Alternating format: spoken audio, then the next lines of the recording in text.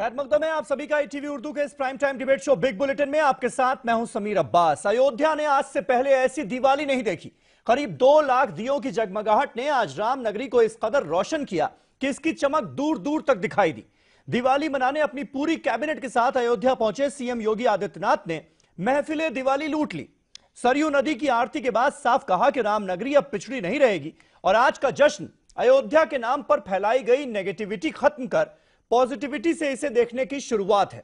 योगी ने कहा कि अयोध्या को उसका सम्मान, उसकी इज्जत मिले और अयोध्या को लेकर उठने वाले सवाल अब बंद हो जाने चाहिए। पर ऑपोजिशन पार्टियां सवाल खड़े कर रही हैं कि अगर सरकार की मंशा वाकई इतनी साफ थी तो सभी राजनीतिक दलों के लोगों को दिवाली मनाने का न्योता क्यों नहीं दे दिया गया।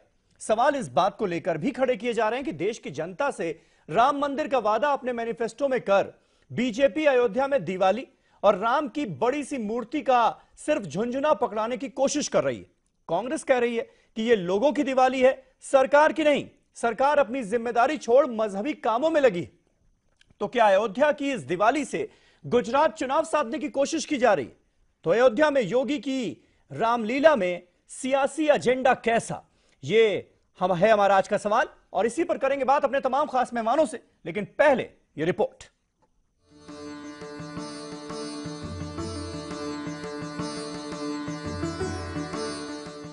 यूपी के वजीर आला योगी आदित्यनाथ मर्यादा पुरुषोत्तम राम की नगरी अयोध्या में दिवाली मना रहे हैं। अयोध्या में योगी ने श्री राम का रस्मी तौर पर राज्याभिषेक किया। यहाँ श्री राम की लंका फतह करके अयोध्या लौटने पर उनकी शानदार आरती की रिवायत को जिला बख्शा जा रहा है। ये सबसे बड़ा दीपोत्सव है। राम की नगरी को संवारने के लिए योगी आदित्यनाथ की झोली में 100 करोड़ से जायद की रकम है। बताया जाता है कि मरकज से मिलने वाली इस रकम को भगवान राम के महल, राजा दशरथ के महल और भगवान राम की जल समाधि लेने वाले घाट की तजदीद पर खर्च किया जाएगा। अयोध्या आने वाले लाखों तीर्थयात्रियों को रामलीला से जुड़ी दास्तान और मकामात की जानकारी मुहैया कराने की कोशिशों पर काम किया जा रहा है। सरयू नदी पर राम की पैड़ी को करीब 12.5 करोड़ खर्च करके नए सिरे से बनाया जाएगा। योगी आदित्यनाथ ने अयोध्या में अपने खिताब के दौरान कहा कि अयोध्या पर उठने वाले सवाल बंद होने चाहिए। उन्होंने कहा कि अयोध्या ने दुनिया को इंसानियत का दर्स दिया है। साथ ही उन्होंने मोदी हुकूमत के तरक्याती कामों का भी जिक्र किया। हमें अपने जीवन में और अपनी आने वाली पीढ़ी के भरोसे के जीवन में खुशहाली लानी है तो हमें विकास का पथ अपनाना पड़ेगा, अपनी विरासत का सम्मान करना पड़ेगा, अपने पूर्वजों और अपने महापुरुषों के प्रति सम्मान का भाव व्यक्त करना पड़ेगा। और इसीलिए बार बार प्रधानमंत्री जी इस बात को कहते हैं कि विकास एक माध्यम है समाज के अंतिम पायदान पर बैठे हुए व्यक्ति को जोड़ने का। उस तक हम विकास करेंगे वो समाज और राष्ट्र की मुख्य धारा से जुड़ेगा और समाज और राष्ट्र की मुख्य धारा से जुड़ने के बाद विकास की अपार संभावनाओं को आगे बढ़ाएगा। आशंका की नजरों से अयोध्या को देखा जाता रहा। क्यों? ये आशंकाएं बंद हो, अयोध्या के नाम पर लगने वाले प्रश्न चिन्ह बंद हो, अयोध्या को उसकी पहचान मिले, अयोध्या को उसका सम्मान मिले और अयोध्या वासियों को देश और दुनिया में मानवता के कल्याण के लिए जिस राम राज्य की परिकल्पना को साकार करने के लिए अभियान यहां से चला था वे साकार होता हुआ दिखाई दे। इस वजह से आज हम सब यहां पर उपस्थित हुए हैं। मैं आभारी हूं अपने पूज्य संतों का। एक साथ सभी पूज्य संतजन यहां पर इस मंच पर उपस्थित हुए हैं। इंडोनेशिया दुनिया का सबसे बड़ा मुस्लिम देश, इंडोनेशिया की रामलीला आई है जिसका मंचन आज यहां होना है। और आप आश्चर्य करेंगे, इंडोनेशिया दुनिया का सबसे बड़ा मुस्लिम देश, जितने कलाकार आए हैं सब मुस्लिम हैं। लेकिन उनसे मैंने जब पूछा कि भाई आप तो मुस्लिम हैं, राम से आपका संवाद, कहा देखिए इस्लाम हमारा मजहब हो सकता है लेकिन राम हमारे पूर्वज हैं, राम को हमसे कोई काट नहीं सकता है। अयोध्या में योगी की दिवाली पर मुखालिफ खेमे से तनकीद भी की जा रही है। सरकार का काम है लोगों की बेकारी, बेरोजगारी, विकास करना, दिए जलाना नहीं है। दिया तो देश भर में जलाते हैं लोग। ये रोशनी का त्योहार दिवाली है। रोशन दियों से दिलों के दीप भी रोशन हो, यही सच्ची दिवाली की अलामत है। लेकिन योगी के जरिए अयोध्या में दिवाली मनाने पर दियों के दरमियान सियासी बिसात बिछाने की भी बात की जा रही है। ये भी कहा जा रहा है कि अयोध्या को महवर बनाकर योगी रामराज की बात कर रहे हैं। ऐसे में बड़ा सवाल यही है कि अयोध्या में योगी की रामलीला में सियासी एजेंडा कैसा। Bureau report, ETV news. तो अयोध्या में योगी की रामलीला में सियासी एजेंडा कैसा, यह है हमारा आज का सवाल। तमाम खास मेहमान हमारे साथ जुड़ चुके हैं और मौलाना साजिद रशीदी साहब, ऑल इंडिया इमाम एसोसिएशन के प्रेसिडेंट, हमारे साथ इस बहस में जुड़ चुके हैं।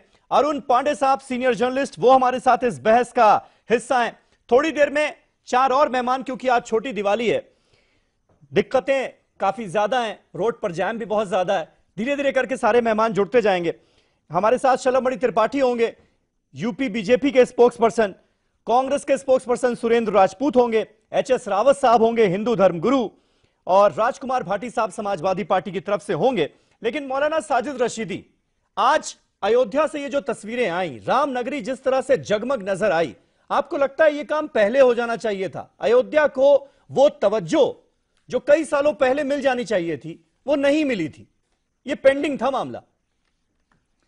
समीर भाई, किसी भी मुसलमान को दीपावली पर दीप जलाने पर ऐतराज नहीं हो सकता जी, ये सच्चाई है। चूंकि हिंदू धर्म की जिस चीज़ में आस्था है, मुसलमान को बाकायदा इस्लाम में सिखाया जाता है कि उस आस्था को आप ठेस ना पहुंचाओ। हर मुसलमान इस पर काम करता है। हमारा सिर्फ कहना यह है कि आपने जो करोड़ों रुपए खर्च करके दीपावली का त्यौहार मनाने का एक प्रयास किया है जी, इसमें जो सरकारी पैसा लगा है, अगर ये सरकारी पैसा कहीं गोरखपुर में मेडिकल में ऑक्सीजन की कमी होने की वजह से जो 40 बच्चे मरे हैं, जो 55 लाख रुपए आप नहीं दे पाए, अगर ये वक्त रहते वहां लग जाते तो उन 40 बच्चों की जान बचाई जा सकती थी, उनके लिए कुछ हो सकता था। नंबर 1। दूसरे ये है कि आप 200 करोड़ की मूर्ति लगाना चाहते हैं सरयू तट पर। हाँ, यह भी एक बहुत बड़ा सवाल है। एक सवाल तो इसमें यह है कि क्या राम मंदिर, जिसके बहाने से आप राम की खड़ाओं पर पैर रखकर अपने सिंहासन पर आ बैठे हैं, हाँ, क्या उस राम मंदिर को आप भूल गए हैं? और इन हिंदुओं को, जिन हिंदुओं ने आपको वोट दिया है राम मंदिर के नाम पर, क्या इनको बहकाने का काम कर रहे हैं, सिर्फ मूर्ति दिखाकर, सिर्फ मूर्ति लगवाकर?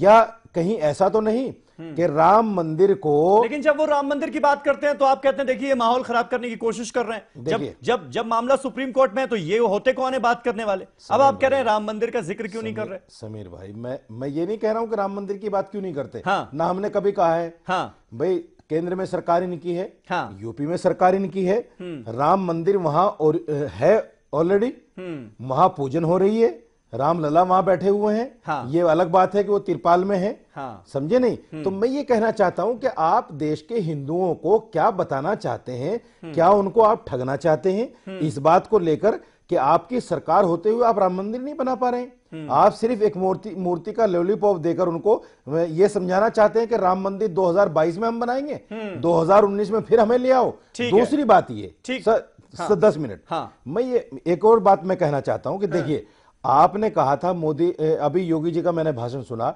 योगी जी ने कहा कि साहब हमने कई लाख बिजली कनेक्शन दे दिए। बिजली प्राइवेट है, प्राइवेट कंपनी कनेक्शन दे रही है, आप उसका लाभ उठाने की कोशिश कर रहे हैं। किसानों की कर्ज माफी की आपने बात की है आज के भाषण में। बहुत सारे जिले ऐसे हैं जहां बैंकों को अभी तक आपका नोटिफिकेशन नहीं गया कि भाई इनके कर्जे माफ कर दिए जाएं। गड्ढा मुक्त सड़क बनाने के लिए आपने कहा था, आज तक वो गड्ढा मुक्त सड़क नहीं हुई। ताजमहल ना होकर वो शिव मंदिर बन गया। ये सारी बातें जो आपकी सरकार में हो रही हैं, क्या यही विकास है? मैं सिर्फ ये पूछना चाहता हूं। ठीक है, शलभमणि त्रिपाठी हमारे साथ जुड़ चुके हैं, भारतीय जनता पार्टी के स्पोक्स पर्सन। शलभ, लगातार ये सवाल उठ रहा है, बहुत बढ़िया आयोजन किया गया, और मैंने पहला सवाल यही किया साजिद रशीदी साहब से कि भाई अयोध्या के लिए ये सारी चीजें पहले ही हो जानी चाहिए थी, इतनी सालों से पेंडिंग क्यों रही? ये अपने आप में एक सवाल है। लेकिन आज यूपी की जो हालत है उसको लेकर सवाल उठ रहे हैं। सवाल इस बात को लेकर उठ रहे हैं कि जब आप कहते हैं कि यूपी में रामराज आ चुका है और पिछली सरकार जो थी उसकी तुलना आप रावण राज से करते हैं, तो सवाल यह उठता है कि रामराज में तो यह नहीं होता कहीं कि बच्चे ऑक्सीजन की कमी की वजह से मरे। रामराज में लॉ एंड ऑर्डर ठीक होता है। तो तमाम तरह के सवाल खड़े इसलिए हो रहे हैं क्योंकि अभी विकास जिसके लिए जनता ने इस सरकार को चुनकर भेजा है वो कहीं नजर नहीं आ रहा है, और आप मजहबी कामों में, धार्मिक कामों में इतना पैसा बहा रहे हैं। समीर भाई, सबसे पहले आपको, इस पैनल में बैठे हुए सारे मेहमानों को, ईटीवी के सारे दर्शकों को दीपावली की बहुत शुभकामनाएं। बहुत बहुत आपने जो सवाल उठाया है, मैं उन लोगों से पूछना चाहता हूं जो आज के आयोजन को लेकर जो सवाल जो लोग खड़ा कर रहे हैं, मैं उनसे ये पूछना चाहता हूं कि पिछले 6 महीने की सरकार का रिपोर्ट कार्ड देखिए, और ये तमाम वो लोग हैं जो पिछले 5 साल तक मुंह पर ताले डाले बैठे रहे। और 5 साल क्यों कहूं, पिछले 15 सालों तक मुंह पे ताले डाले बैठे रहे। न इनको ये नजर आया कि सड़कें नहीं बनी, न इनको ये नजर आया कि बिजली क्यों नहीं बनी। अखिलेश जी बिजली देने की बात करें और अखिलेश जी के हमारे राज्य में बिजली कटे तो ये बोले कि नहीं, सरकार ने बिजली काट दी। और अगर सरकार गांव गांव मजरों तक बिजली पहुंचा रही है, अगर सौभाग्य योजना के तहत 2 करोड़ गरीब परिवारों तक बिजली पहुंचा रही है, तो उसमें सरकार का कोई योगदान नहीं। तो ये एक ऐसा चश्मा लगाकर बैठे हैं कि हम कुछ भी कर देंगे, ये मानने को तैयार नहीं है। लेकिन आज देखिए, देश का एक बहुत बड़ा तबका, और देश नहीं दुनिया का एक बहुत बड़ा तबका, आपने देखा होगा कि ट्रंप साहब ने भी दीपावली मनाई है। और इस दीपावली की शुरुआत कहां से हुई? अयोध्या से हुई। प्रभु राम वनवास से वापस लौटे और अयोध्या में दीपावली मनाई गई। लेकिन पिछले 14 सालों में उत्तर प्रदेश में जो हुक्मरान रहे, उनको अयोध्या जाते हुए हमेशा डर लगा, कभी अयोध्या नहीं गए। राहुल गांधी जी भी फैजाबाद तक आए और अयोध्या का दर्शन करने नहीं गए। लेकिन ये पहली सरकार है जो अयोध्या के विकास को लेकर आगे बढ़ी है। ये पहली सरकार है जिसने ये तय किया है कि अयोध्या में अब सड़कें भी होंगी, बिजली भी होगी, पानी होगा, वहां घाटों का सुंदरीकरण होगा।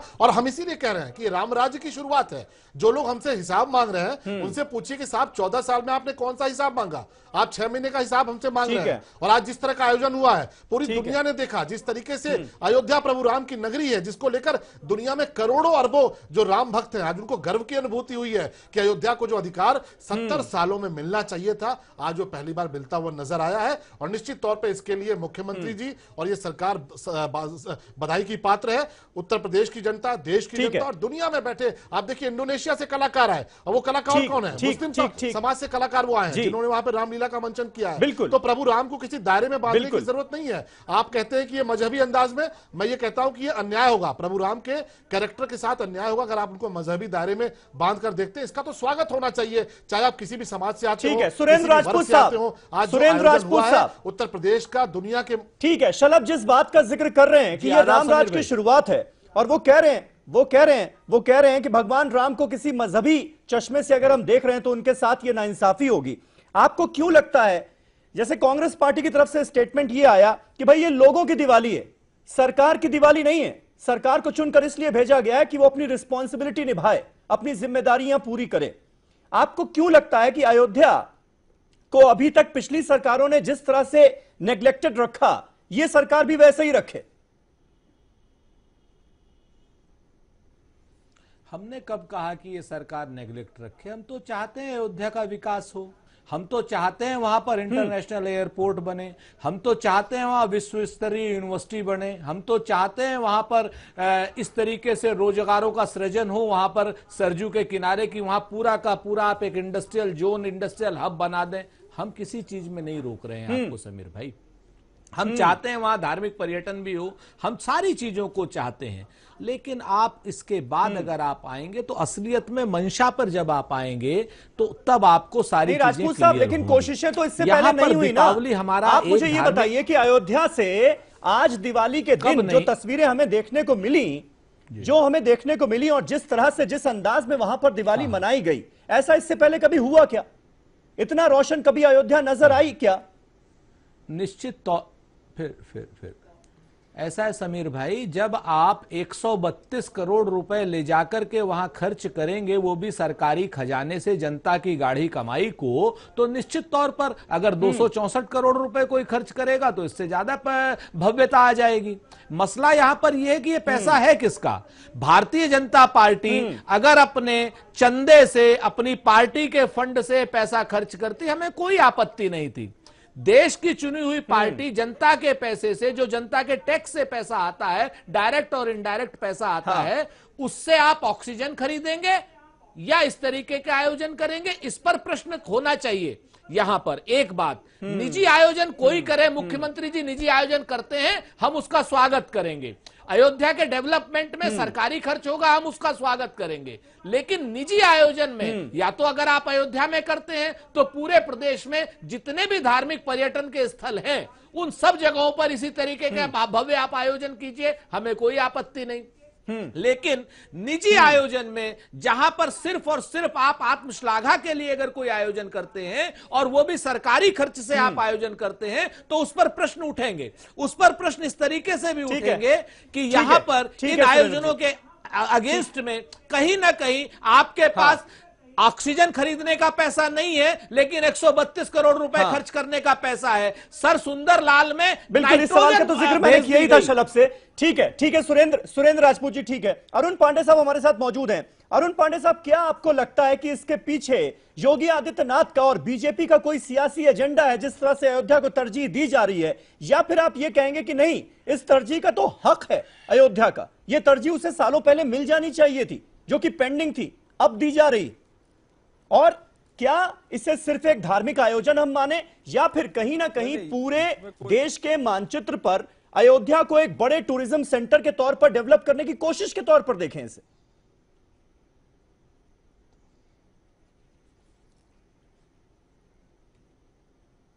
लेकिन ये पूरे का पूरा मुझको लगता है कि अभी इस समय जो किया जा रहा है वो चुनाव को ध्यान में रख के किया जा रहा है, खासतौर पर गुजरात के चुनाव में। तो पूरा जो माहौल बनाया जा रहा है, पूरा एंगल यही है।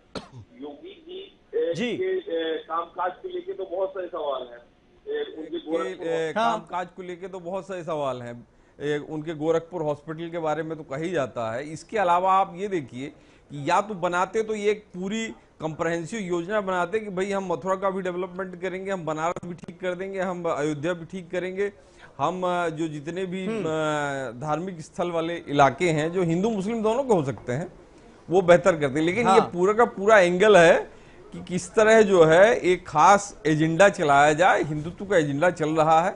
वैसे नहीं तो ओवरऑल कामकाज के लिहाज से योगी जी का परफॉर्मेंस अभी तक तो ठीक नहीं रहा। ठीक है, यानी हिंदुत्व का एजेंडा इसके पीछे आप देख रहे हैं।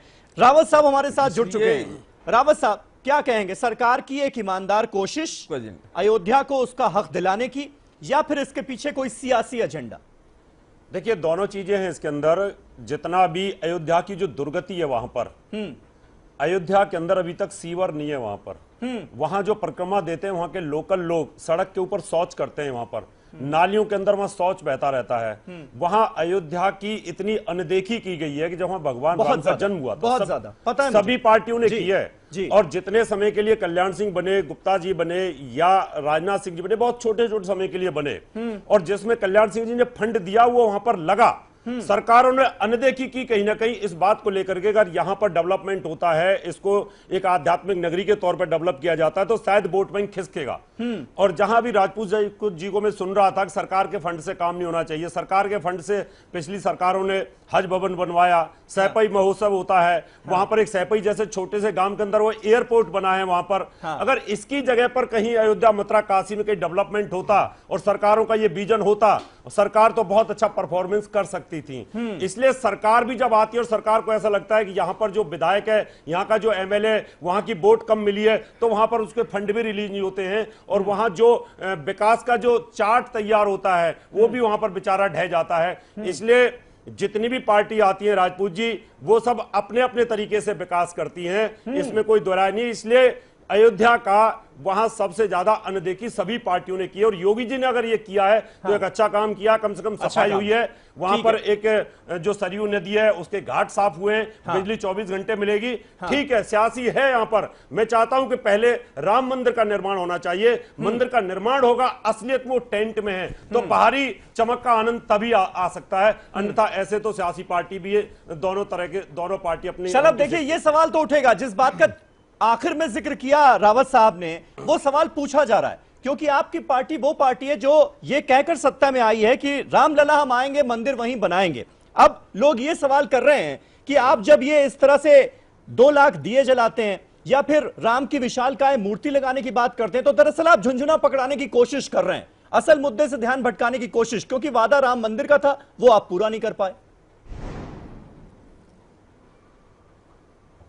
नहीं समीर, देखिए सबसे पहली बात तो यहाँ पे जो लोग भी बैठे हैं मुझे लगता है कानून के जानकार हैं, उनको ये बात पता है कि राम मंदिर हमारे लिए कोई सियासत का मसला नहीं है। और कौन इस बात से इनकार करेगा कि राम मंदिर को लेकर सुप्रीम कोर्ट में एक केस चल रहा है और हम किसी केस के बिना निपटारे के या कोई नहीं शलभ, लेकिन राम मंदिर को लेकर सबसे ज्यादा सियासत तो आपकी पार्टी ने की है ना। काम शुरू करना चाहते हैं। ये इल्जाम तो आपको सहना ही पड़ेगा। नहीं, हम तो कह रहे हैं, हम तो चाहते हैं कि राम मंदिर का निर्माण हो। हाँ नहीं, हम तो कह रहे हैं, हम तो कह रहे हैं कि हम राम मंदिर का निर्माण चाहते हैं, लेकिन जब तक कोर्ट से फैसला ना आ जाए या जब तक सहमति न हो तो या तो आप तय कर दीजिए कि नहीं ठीक है राम मंदिर के लिए कार सेवा शुरू की जाए। चलिए आपके नेतृत्व में हम भी चलते हैं। चुनाव में आपने ये नहीं कहा था कि हम सुप्रीम कोर्ट के फैसले का इंतजार करेंगे या आपसी सहमति से बातचीत करेंगे। चुनाव में तो जितने भी आपने 6-7 चुनाव लड़े सब में आपके मैनिफेस्टो में था, आपने ये कहा था कि हमें उत्तर प्रदेश में बहुमत दे दीजिए, हमें केंद्र में सरकार दे दीजिए। सभी ने आपको बहुमत दिया, लेकिन अब आप कानून को मानने वाले लोग हैं। और चुनाव के वक्त भी हमने ये कहा था, हमने चुनाव के वक्त भी ये कहा था रावत साहब कि हम लोग कानून को मानने वाले लोग हैं, या तो सहमति से बन जाए या अदालत का फैसला आ जाए। दूसरी बात, पांडे साहब अभी कह रहे थे सुप्रीम कोर्ट में चित्रकूट को लेकर, मथुरा को लेकर, काशी विश्वनाथ को लेकर, तो पांडे साहब चिंता मत कीजिए, आप चिंता ना करें। जब से योगी जी ने सरकार संभाली है तब से चित्रकूट को लेकर, मथुरा को लेकर और तमाम जो जगह है उसको लेकर काम शुरू हो चुका है। इसलिए आप इसमें चिंता लेकर न करें कि केवल अयोध्या को लेकर काम क्यों हो रहा है। अयोध्या में ये आयोजन इसलिए हुआ क्योंकि दीपावली का मौका था और अयोध्या से दीपावली की शुरुआत हुई थी, इसलिए ये आयोजन हो रहा है। पांडे साहब जो चित्रकूट की, आप मथुरा की बात कर रहे हैं, उसको लेकर सरकार काम कर रही है। जहां तक बात राजकुमार भाटी साहब समाजवादी पार्टी से, एक मिनट, जहां तक बात प्रभु राम को, हाँ राजकुमार भाटी साहब हमारे साथ जुड़ चुके हैं। राजकुमार भाटी साहब, आज इतना बड़ा आयोजन अयोध्या में राम नगरी में देखकर, जिस तरह से 2 लाख दियों से पूरा अयोध्या, पूरी राम नगरी रोशन नजर आई, आपको देखकर खुशी जाहिर हुई होगी और कहीं ना कहीं मन में यह एहसास हुआ क्या कि हम चूक गए। जब हमारी पिछली सरकारें थीं, जब आपकी पार्टी की सरकार थी पिछले 5 साल, आप लोग ये काम कर सकते थे। आज जो आप कह रहे हैं कि क्रेडिट सारा लेने की कोशिश है, तो वो क्रेडिट आप ले लेते। समीर जी, नहीं, हमें कतई पछतावा नहीं है। और हमें देखिए राम दिवाली मनाई जाए, दिए जलाए जाएं, रामायण का आयोजन हो, इसमें हमें भी खुशी होती है, दूसरों को भी खुशी होती है, किसी को आपत्ति नहीं है। लेकिन वो सरकारी खर्चे से हो, इसमें आपत्ति है। एक धर्मनिरपेक्ष देश की सरकार एक धर्म को बढ़ावा दे, एक धर्म के आयोजन करे, देश का संविधान खतरे में है, इसका मतलब हम देश के संविधान का पालन नहीं कर रहे हैं। हमारा सरकारों को सर्वधर्म समभाव की नीति रखनी चाहिए। सरकार को किसी एक धर्म के पक्ष में खड़ा नहीं होना चाहिए। ये सरकार संविधान की शपथ लेके आई है। उत्तर प्रदेश के हज हाउस भी बनवाए थे हमारी सरकार ने। अयोध्या में हिंदुओं के लिए तीर्थ यात्राएं शुरू की थी। के साथ मनाई जाती है, 2 लाख दिए जलाए जाते हैं, जबरदस्त आयोजन होता है, तो संविधान खतरे में। दिवाली शान शौक, या फिर आप इसे ऐसे देखेंगे कि एक टूरिज्म सेंटर के तौर पर प्रमोट संविधान बिल्कुल खतरे में है। सरकारी खर्चे से लगातार होना चाहिए था, सरकार नहीं हुआ। सरकार का काम दिए जलाना नहीं है। सरकार का काम स्कूल बनाना, कॉलेज बनाना, यूनिवर्सिटी बनाना, अस्पताल बनाना है। अस्पताल में ऑक्सीजन के अभाव में बच्चे मर रहे हैं। उत्तर प्रदेश में कानून व्यवस्था की हालत खराब है। निर्दोष युवकों को उठा के पुलिस फर्जी मुठभेड़ों में मार रही है। लड़कियां कॉलेज छोड़ के घर बैठी हैं जो छेड़छाड़ का शिकार हैं।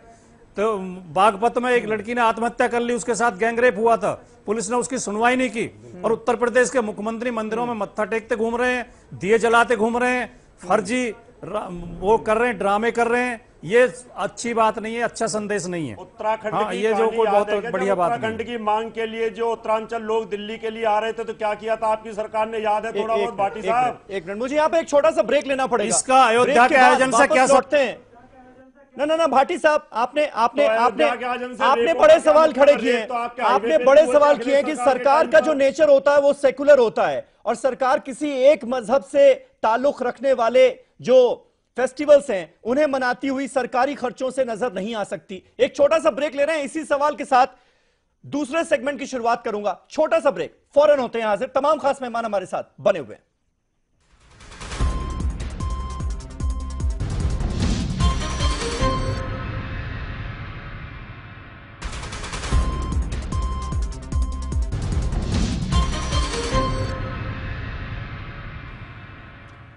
तो अयोध्या में योगी की रामलीला में सियासी एजेंडा कैसा, यह है हमारा आज का सवाल। तमाम खास मेहमान हमारे साथ बने हुए हैं।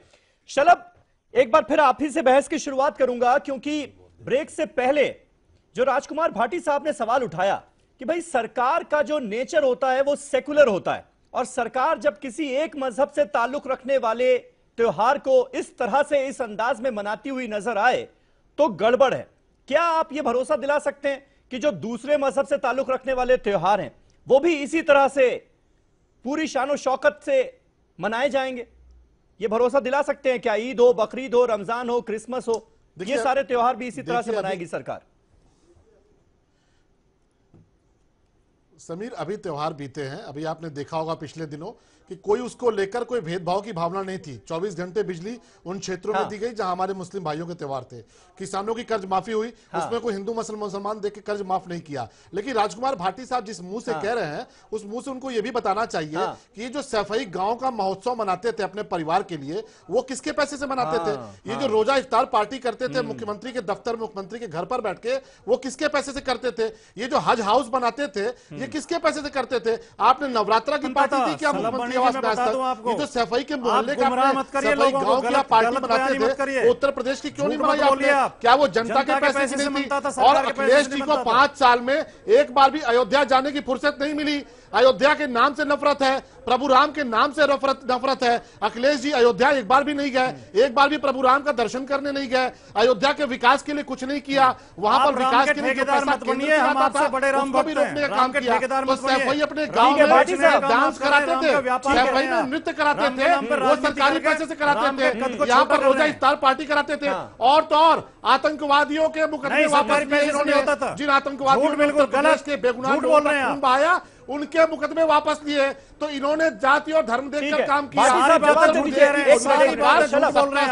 बहुत सारे आरोप लगा दिए आपने। भाटी साहब जवाब दीजिए इस बात का। बिजली में जो करोड़ों रुपए बहाए जाते थे उससे किस तरह का विकास होता था सूबे का? देखिए सलम मणि जी ने जितनी बातें कही सारी झूठ कही है। आरएसएस और बीजेपी कराते थे ट्रेनिंग सेंटर, ये झूठ फैला रहे हैं आपके चैनल के माध्यम से। ना तो हमारी सरकार ने किसी आतंकवादी से मुकदमा वापस लिया, किसी एक आतंकवादी से मुकदमा वापस नहीं लिया गया। सैफई में जो महोत्सव होता है उसे सबको पता है भैया, जनता के पैसे से होता है, चंदे से होता है, सरकार का कोई पैसा उसमें खर्च नहीं होता। अखिलेश यादव इनसे बड़े राम भक्त हैं। अखिलेश यादव भी हिंदू, अखिलेश यादव भी दिवाली मनाते हैं, अखिलेश यादव में भी गाय पाली जाती है। लेकिन ये झूठे ठेकेदार बनते हैं राम के, ये राम के व्यापारी हैं। इनके मुंह में राम बगल में छुरी रहती है। राम के नाम पे जनता को गुमराह करना चाहते हैं। हो रहे थे और सैफई में नाच गाना हो रहा था। दंगों के 4 महीने बाद पैसे से हो रहा था। आपको शर्म आनी चाहिए झूठ बोलते हुए। मुजफ्फरनगर में दंगे हो रहे थे, झूठ बोलते हुए आरोपी को हेलीकॉप्टर से बुलाकर मुख्यमंत्री आवास में भोजन कराते थे। झूठ बोल रहे हैं, झूठ बोल रहे हैं। मुख्यमंत्री आवास में आकर बयानी कर रहे थे, झूठ बोल रहे हैं। आतंकवादियों के मुकदमे लगातार झूठ बोल रहे हैं। उस वक्त आपने हाईकोर्ट को रोकने के लिए क्या किया? उन्होंने हज हाउस अयोध्या में विकास नहीं किया। आपको अयोध्या में घाटों को बर्बाद कर दिया, आज भी देना पड़ा। वाराणसी का विकास नहीं किया। कुछ ऐड करना चाह रहे हैं? ठीक है। शलभ एक मिनट। रशीदी साहब, मैं बीजेपी के एक्सपो पर्सन को सिर्फ एक शेर सुनाना चाहता हूं। तो इधर उधर की ना बात कर, ये बता के काफिला क्यों लूटा। मुझे रहजनों से गिला नहीं, तेरी रहबरी का सवाल है। आप अगर पिछली सरकार की विफलताएं गिनाते रहेंगे कि पिछली सरकार ने ये कर दिया, पिछली सरकार ने वो कर दिया, अरे भाई आप अपनी सफलता गिनाओ ना। आपके पास विकास के नाम पर क्या एजेंडा है? योगी सरकार ने उत्तर प्रदेश को अब तक क्या दे दिया? जो आप सुनिए सर, सुन लीजिए सर, सुन लीजिए। ये शेर शायरी पिछली सरकार सर सुन लीजिए। आप जो बैठ कर सर्टिफिकेट बांट रहे हैं अभी आप, मैं वही तो आपसे कह रहा हूँ कि पिछली सरकार कोई मेरी सरकार थोड़ी थी। विकास क्यों नहीं अरे पिछली सरकार समाजवादी सरकार को मेरी सरकार थोड़ी थी। और मैं वही कह रहा हूँ, सुन लीजिए। आपने कर्ज माफी की बात की है, मौलाना साहब देश बदल गया की बात की है। मौलाना साहब देश मेरा सहारनपुर जिला ऐसा है कि अभी तक बैंकों में ये नोटिफिकेशन नहीं गया कि कर्जे माफी कर दो। अभी तक नहीं गया। उनको शेरो शायरी भाई, ठीक है, 5 साल तक ये बात कह चुके। 5 सालों तक सुन लीजिए, दूसरों की भी सुन लीजिए। कुछ अच्छी बात सुन लो, कुछ अच्छी बात सुन लो, अगर कुछ कर सकते हो तो करके दिखा दो। बोलिए आप अपनी बात। देखिए मेरा जिला सहारनपुर ऐसा है जहां कर्ज माफी का अभी तक नोटिफिकेशन नहीं गया, जहां लोग आज भी किसान लोग आत्महत्या कर रहे हैं भूख से, वहां मेडिकल सुविधा नहीं है बिल्कुल भी। आप जाके देखिए कि जो भी आदमी बीमार होता है या तो चंडीगढ़ जाता है या सीधा दिल्ली आता है, कोई मेडिकल सुविधा नहीं है वहां पर। वहां पर किसी तरह की कोई सुविधा नहीं है। सहारनपुर नहीं, तो ये बताइए मुझे ना, अयोध्या में दिवाली मनाने का ये मतलब थोड़ी है कि पूरे सूबे में विकास हो गया, किसी को कोई शिकायत नहीं रही। आज के मुद्दे पर बात कीजिए ना। वही कहना चाहता हूं कि आप अयोध्या में दिवाली मनाकर क्या इस बात का संदेश देना चाहते हैं कि पूरा सूबा जो है, पूरा स्टेट हमारा खुशहाल हो गया, सबकी परेशानियां दूर हो गई, सारी सड़कें बन गई, सबको बिजली मिल गई, सबको स्वास्थ्य मिल गया। अयोध्या में दिवाली मनाना तो रामराज नहीं है, की छाती पर पत्थर चले हैं। और सरकार आज अयोध्या में ऐतिहासिक दिवाली बनी है, ये कहां तक जायज है? छाती पर पत्थर चल रहा है मौलाना साहब, क्योंकि इसके पहले तो रोजा इफ्तारी होती थी दोनों पर सवाल है। मैं ये नहीं कहता पहली बार प्रभु राम की नगरी में दीपोत्सव हुआ है, आप भी ऐसा ही रिकॉर्ड दीपोत्सव हुआ है, तो हमें पता है कि बहुतों की छाती पर पत्थर चल रहे हैं, लेकिन ये देश के और दुनिया के करोड़ों अरबों लोगों की भावनाओं की कदर हुई है। वो जो राम भक्त हैं उनकी भावनाओं की कदर हुई है, जो रोजा इफ्तारी बैठे आज कालिदास में करते थे, तब ये सवाल पूछना चाहिए था। और अयोध्या में ऐतिहासिक दिन है आज, क्या अयोध्या में दिवाली मनाने से ये तारीख इतिहास में दर्ज होगी, खुश हो जाएगी? या जिस तरह आपने दीपावली मनाई है, भाई देखिए रशीदी साहब, ईद भी उसी तरह मनाई जाएगी। रशीदी साहब आपकी बात जायज है भैया, आपको छोड़ के बहुत बड़ी जनता खुश है। ठीक है, ठीक है, ठीक है, ठीक है सुरेंद्र राजपूत साहब, लेकिन सवाल यहां पर फिर वही खड़ा हो गया ना कि सिर्फ 2 लाख दिए जलाने से ही क्या खुशहाली आ जाएगी क्या? और क्या रामराज आ जाएगा जिसका आज जिक्र हुआ? पुरानी सरकारों को रावण राज कहते हुए इस बात का जिक्र कि रामराज की शुरुआत हो गई, तो रामराज की शुरुआत के लक्षण तो भी नजर नहीं आ रहे कुछ सूबे में। उस तरह से देखा जाए तो बहुत अच्छी दिवाली मनी, बहुत अच्छा लगा, अयोध्या की तस्वीरें देखकर भी बड़ी सुखद अनुभूति हुई, लेकिन रामराज की शुरुआत कैसे है? ये समीर भाई थोड़ा समय जरूर दे दीजिएगा, जितना आपने शलभ भाई को दिया उससे आधा ही दे दीजिएगा कम से कम। यहाँ पर मसले वो है ही नहीं, हम लोग मूल प्रश्न से ही भटक रहे हैं। दिवाली क्या आज पहली बार मनी है? इससे पहले अयोध्या में दीपावली कभी नहीं मनी थी क्या? इससे पहले हजारों साल से अयोध्या में दीपावली मनती आ रही है। भारतीय जनता पार्टी पहली बार दिवाली मना रही है। भारतीय जनता पार्टी और इनके मुख्यमंत्री से पूछना चाहिए कि ये अब तक कहां थे, कहां थे अब तक? अगर ये मुख्यमंत्री नहीं थे तो क्यों अयोध्या नहीं जाते थे दीपावली मनाने के लिए? पिछले 3.5 साल में प्रधानमंत्री नरेंद्र मोदी क्यों नहीं गए दीपावली मनाने के लिए अयोध्या? ये प्रश्न होने चाहिए। प्रश्न हजारों साल से दीपावली वहां मनाई जा रही है। प्रश्न यहां पर हमारे अयोध्या को लेकर के दूसरे हैं और प्रश्न यहां पर दूसरे किए जा रहे हैं। अयोध्या की जनता बेरोजगार है, उसके पास रोजगार नहीं है। पंजाब में भी सरकार उत्तर प्रदेश के साथ आई थी, कैप्टन अमरिंदर सिंह ने 27,000 नौकरियां अभी तक वो दे चुके हैं पंजाब के लड़कों को। उत्तर प्रदेश की सरकार ने कितनी नौकरियां दे दी? अगर वो 27,000 नौकरियां अयोध्या वासियों को दे देते तो हम मानते। अयोध्या वासियों को एक रिसर्च सेंटर दे देते तो हम मानते। अयोध्या वासियों को एक वर्ल्ड क्लास यूनिवर्सिटी दे देते तो हम मानते। अयोध्या वासियों को ये देना क्या चाह रहे हैं कि भव्य राम मंदिर का निर्माण चूंकि सुप्रीम कोर्ट की वजह से ये लोग नहीं कर सकते हैं, हैसियत नहीं है इनकी, इसलिए 108 फुट ऊंची मूर्ति की बात कर रहे हैं। भव्य राम मंदिर की जगह भव्य अयोध्या की बात कर रहे हैं। पूरा प्रदेश सांप्रदायिक तनाव में धू-धू करके जल रहा है और ये जन सुरक्षा यात्रा केरल में निकाल रहे हैं। पूरा उत्तर प्रदेश का गौरव लोगों के कदमों तले कुचला जा रहा है और ये गौरव यात्रा गुजरात में निकाल रहे हैं। और आज की डेट में योगी जी का शासन प्रशासन पूरी तरीके से फेल्योर है। बागपत की घटना बताती है कि योगी से मिलकर के अगर कोई आदमी जाए तो उसे आत्महत्या करनी पड़ती है, लेकिन योगी जी दीपावली के लिए जा रहे हैं। मैं पिछले 19 सालों में पूछना चाहता हूं कि योगी जी कै बार अयोध्या गए दीपावली के लिए? हम तो 3 बार गए, हम तो 3 बार गए। योगी जी कितनी बार गए? ठीक है, कितनी बार गए भारतीय जनता पार्टी के प्रधानमंत्री? ये प्रश्न जो है भाजपा से पूछने चाहिए कि पहली बार दीपावली क्यों? हजारों साल से दीपावली मनाई जा रही है। अरुण पांडे साहब, क्या आपको लगता है कि वाकई फेस सेविंग की मुहिम चलाई जा रही है क्या? फेस सेविंग करने की कोशिश है क्या? क्योंकि जिस तरह से राम मंदिर का मुद्दा हो, एक्सपेक्टेशन बहुत है लोगों की। अब तो केंद्र में भी सरकार है, मोदी सरकार और सूबे में योगी सरकार। इसलिए लोग सवाल पूछ रहे हैं कि भाई राम मंदिर का क्या हुआ? आप तो मैनिफेस्टो में लगातार वादा करते आए हैं, अब आप कांग्रेस की भाषा बोल रहे हैं कि सुप्रीम कोर्ट का जो फैसला होगा हम उसे मानने के लिए राजी हैं, हम तैयार हैं। तो ये फेस सेविंग भी देख रहे हैं क्या आप इसके पीछे?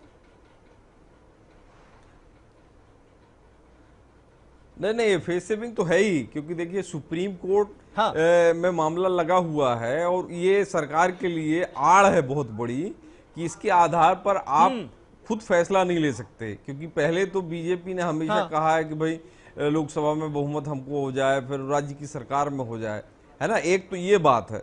दूसरा, बीजेपी जिस आधार पर दूसरी पार्टियों को वो ठहराती रही है कि भाई एक धर्म विशेष को तुष्टिकरण करते हैं, जो आरोप नहीं लगाती थी बीजेपी की समाजवादी पार्टी पे लगता है, कांग्रेस पे लगता है, तो अब ये बीजेपी पे तो लागू होता है कि कहीं वो बहुसंख्यक का तुष्टिकरण करने की तो कोशिश नहीं कर रही है। ये एक बहुत बड़ा सवाल है, क्योंकि आप ये देखिए कि दुनिया में सबसे आसान काम जो भारत में है कि आप सारी बुराइयों के लिए पिछली सरकार को दोष देते चलिए। देखिए एसपी ने कोई काम नहीं किया, लेकिन एसपी ने अयोध्या ही नहीं पूरे राज्य में कोई काम नहीं किया, कबाड़ा करके रखा उत्तर प्रदेश का। ऐसे ही जो है वो कांग्रेस के साथ है। तो इन सरकारों के पास तो कोई अचीवमेंट होता नहीं है। तो बीजेपी के पास सबसे आसान तरीका ये है कि जो अभी की बुराई है तत्काल कह दो कि भाई तुमने उस समय क्यों नहीं किया, कांग्रेस ने उस समय क्यों नहीं किया। और ये सबसे आसान है, इससे आसान कोई तरीका नहीं है। आप उत्तर प्रदेश के किसी शहर में चले जाइए, उत्तर प्रदेश के किसी शहर में चले जाइए, आप उत्तर प्रदेश के किसी शहर में चले जाइए, वो रहने लायक नहीं है ज्यादातर शहर। आप उनकी सड़कें देख लीजिए, गंदगी तो सब जगह है, बहुत भयंकर है। तो ना एसपी ने काम किया ना कांग्रेस ने काम किया, और बीजेपी क्या है कि अब इन दोनों को दोष देके अपना ये काम कर रही है। रावत साहब जी, ये अगर किसी दूसरे मजहब से ताल्लुक रखने वाला त्योहार इतने धूमधाम से सरकार मनाती और ये समाजवादी पार्टी की सरकार होती, तो आपके जैसे तमाम लोग ये कहने के लिए खड़े हो जाते कि ये सरकार जो है ये मुस्लिम तुष्टीकरण कर रही है या अपीजमेंट की सियासत हो रही है। लेकिन आज ऐसा कुछ नजर नहीं आ रहा है। तो ये मतलब कारण ये है कि अगर इनकी सरकार होती तो कोई बोलता ही नहीं। इनके यहाँ तो सीधे पुलिस लठ मारती है, वो अंदर डाल देती है, कोई अपनी बात रख नहीं सकता। कमलेश तिवारी ने एक बार बात कर दी तो उसको टाड़ा के अंदर डाल दिया। तो इनके यहाँ तो तानाशाही चलती है, तो वहां बोल ही कहां सकते थे? पहले मनाते नहीं थे क्या? रॉयट नहीं हुए इनके सामने? नहीं तो ये मुलायम सिंह ने किस तरीके से, क्या आपको भी लग रहा है कि अयोध्या में पहली बार दिवाली मनाई गई? बिल्कुल, इसमें तो कोई डाउट नहीं, पहली बार। नहीं तो अखिलेश सरकार के टाइम पर आरतीयों का फंड आता था, वो भी तो बंद हो गया था। क्यों बंद कर दिया उन्होंने? इसका मतलब कहीं ना कहीं कमियां तो रही हैं, और आज उन कमियों को दूर करने के लिए योगी जी ने कदम उठाया है। लेकिन मैं इससे सहमत नहीं हूं पूर्ण रूप से। मैं सहमत तब हूंगा जब मंदिर निर्माण की तरफ इनका कोई ना कोई सॉलिड काम शुरू हो जाएगा। बाहर से चमकाने से मजा नहीं आने वाला है। ये तो फिर एक टूरिस्ट प्लेस बन जाएगा। जब अयोध्या आस्था का केंद्र है, वो धार्मिक नगरी है, और धार्मिक नगरी के लिए भगवान राम का मंदिर बनना भव्य बहुत जरूरी है, और उसके लिए भारतीय जनता पार्टी को काम करना चाहिए। अगर नहीं करते हैं और बाहर से ऐसे ही छोड़ देते हैं तो मुझे लगता है 2019 इनके लिए बहुत दूर हो जाएगा, क्योंकि हिंदू इस समय जाग चुका है। शलभ, कुछ समझ आया आपको? और इसीलिए लोग आज ये कह रहे थे, वहां पर नारे लगाते हुए भी कुछ लोग नजर आए अयोध्या में कि योगी की रामलीला तो झांकी है, राम मंदिर अभी बाकी है। तो ये सवाल पीछा नहीं छोड़ने वाला आपका। बिल्कुल बिल्कुल, हमारा भी ये मानना है, कि वहां पे भव्य राम मंदिर बनना चाहिए समीर भाई। लेकिन एक बात थी कि जब अयोध्या तो है, लेकिन उसके लिए हो क्या रहा है? तो अयोध्या जगमगा रही थी, लेकिन कुछ लोगों के घरों में, समीर बाबू, कुछ लोगों के घरों में बड़ा अंधेरा था। जब अयोध्या जगमगा रही थी तो कुछ लोग गम में थे, कुछ लोग मातम में थे। अयोध्या जब चमक रही थी तो कुछ घरों में अंधेरा था और वहां पर मातम पसरा हुआ था। आज यही नजारा आप देखिए, डिबेट से लेकर इस देश के तमाम हिस्सों में नजर आ रहा है। उन लोगों के बीच, उन लोगों के दिल पर पत्थर चल रहे हैं जिनको प्रभु राम के नाम से नफरत है। जो लोग प्रभु राम के नगरी में जाते हैं और प्रभु राम का दर्शन करने में भी उनको डर लगता है। आज इस देश का एक बहुत बड़ा समाज, और देश नहीं दुनिया का बहुत बड़ा समाज, आज योगी आदित्यनाथ जी पर फक्र कर रहा है कि जिस ढंग से आज अयोध्या में दीपावली बनाई गई है, और ये भले कुछ भी कह लें, आप आज देख रहे हैं, आप खुद इस बात के प्रमाण है, इस बात के उदाहरण है कि अयोध्या में एक शुरुआत हो चुकी है। और इसलिए हम कहते हैं कि राम राज्य की शुरुआत है, अभी तो ये झांकी है, बहुत कुछ बाकी है। समाजवादी पार्टी ने रामलीला कई सालों से चली आ रही थी, उस रामलीला का फंड देने से मना कर दिया था, वो रामलीला बंद करा दी थी। तो जिस तरीके की तुष्टीकरण की राजनीति उत्तर प्रदेश में हुई है, अब वो चलने वाला नहीं है। और रोजा इफ्तार की पार्टियों में जिन लोगों ने बड़ा मौज काटा है मुख्यमंत्री आवास में, उनको तकलीफ होगी, क्योंकि आज मुख्यमंत्री बिना भेदभाव के, और मुख्यमंत्री ने यह बात कही है कि बिना किसी जाति के, बिना किसी धर्म के कोई भेदभाव नहीं होगा, क्योंकि राम राज्य की परिकल्पना का मतलब यही है कि सबका साथ, सबका विकास, और इसी आधार पर हमारी सरकार काम कर रही है, आगे भी करती रहेगी। भाटी साहब। समीर अब्बास जी, जब रावण ने सीता का अपहरण किया था तो साधु वेश में अपहरण किया था उन्होंने, और रावण रोजाना सुबह जाकर, रामायण हम पढ़े, रामायण मैंने बहुत पढ़ी है ध्यान से, रावण सुबह उठते ही सबसे पहले मंदिर में जाकर पूजा करता था। तो जो लोग साधु वेश धारण किए हुए हैं, जो मंदिरों में पूजा कर रहे हैं, जरूरी नहीं है वो राम भक्त हो, वो रावण भक्त भी हो सकते हैं। वो रावण की तरह कूट उसमें भेष में सत्ता का अपहरण करना चाहते हैं।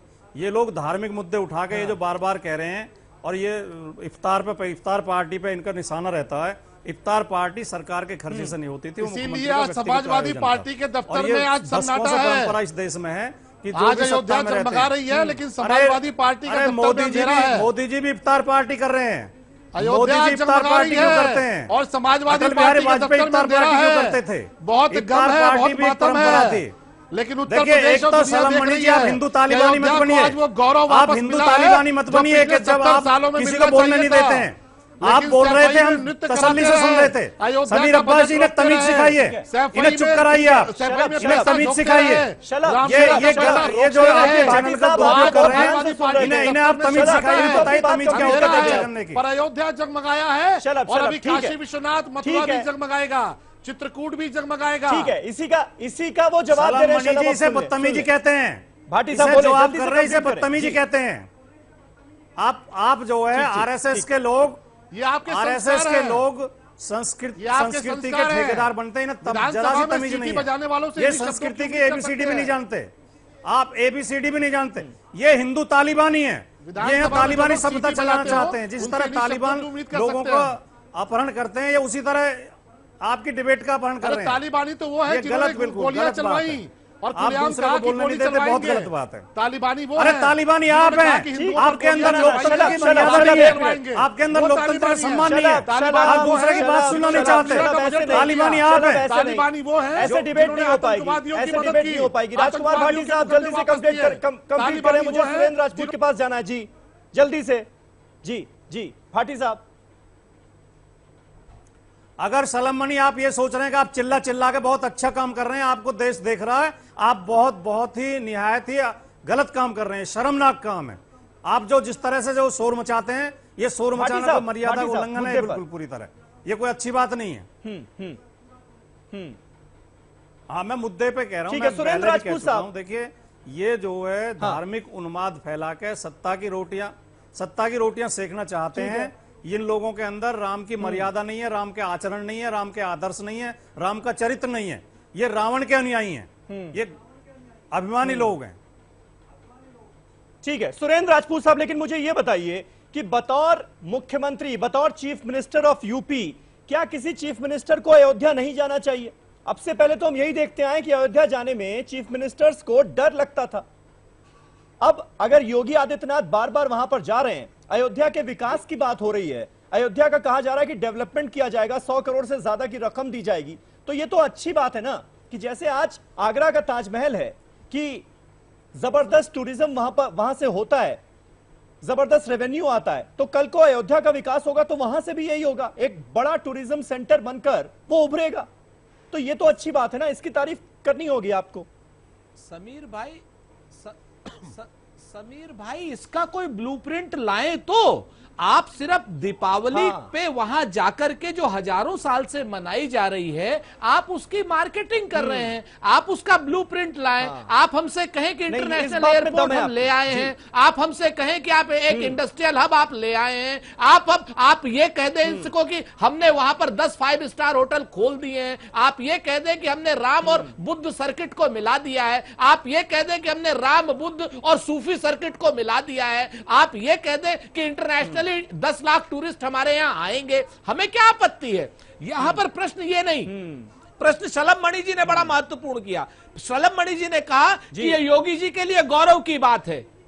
हम पूछना चाह रहे हैं जो सैकड़ों बच्चे मर गए हैं, अगर ये गौरव की बात है तो ये गौरव की बात हमें नहीं चाहिए। 132 करोड़ रुपए खर्च करके अगर आप दीपावली के दिए जलाना चाहते हैं तो उससे बेहतर है कि बेहतर स्वास्थ्य सुविधाएं, ऑक्सीजन, हमको बाकी चीजें आप दे दें और एम्बुलेंसों में डीजल दे दें तो ज्यादा बेहतर होगा हमारे लिए। हमारे शिक्षा मित्रों को लाठी की जगह 30-40 हजार रुपए महीना दे दे तो यह ज्यादा बेहतर होगा। आंगनबाड़ी कार्यकर्ताओं को दे दें, बच्चों को हमारे अगर आप रोजगार दे दें तो ज्यादा बेहतर होगा। और भव्य राम मंदिर के निर्माण की बात आप करने की जगह पर आज केशव मौर्य जी भव्य अयोध्या की बात कर रहे हैं, यह जुमलेबाजी नहीं चलेगी।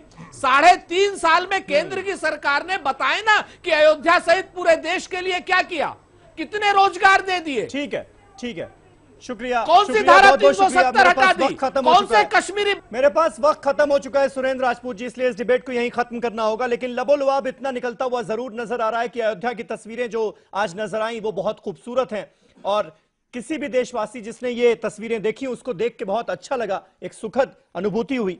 लेकिन विकास बहुत ज्यादा जरूरी है, जिसका जिक्र खुद योगी आदित्यनाथ अपने भाषण में कर रहे थे कि बेरोजगारी का भी उन्होंने जिक्र किया कि तमाम लोग बेरोजगार हैं, वो कब तक इसी तरह से झंडा उठाए रहेंगे पार्टी का। तो कुल मिलाकर जो असल मुद्दे हैं उनको एड्रेस करना होगा और जब आप वो करना शुरू करेंगे तब असल में यह कहा जा सकेगा कि रामराज की यह शुरुआत है। बहुत बहुत शुक्रिया आप सभी का हमारे साथ इस डिबेट में हिस्सा लेने के लिए। आप सबको दिवाली बहुत बहुत मुबारक हो। फिर आपसे मुलाकात होगी एक नए टॉपिक पर नए मुद्दे के साथ। तब तक आप तमाम खबरों के लिए देखते रहिए ईटीवी उर्दू।